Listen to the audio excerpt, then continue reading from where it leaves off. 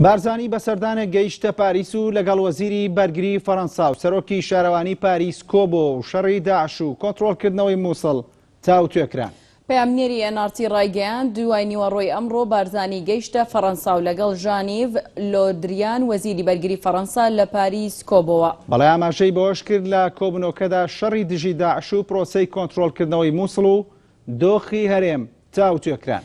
پەیامنێری ئەنارتی ڕەشی گەیاند دێوارەی ئەمڕۆ بارزانی لەگەڵ سەرۆکی شارەوانی پاریس کۆبۆوە و لە کۆبوونەوەکەدا هاوکاریەکانی شارەوانی پاریس بۆ هەولێر و پرۆژەی پاراستنی شوێنەواریەکان گفتوگۆیان لەبارەوە کرا.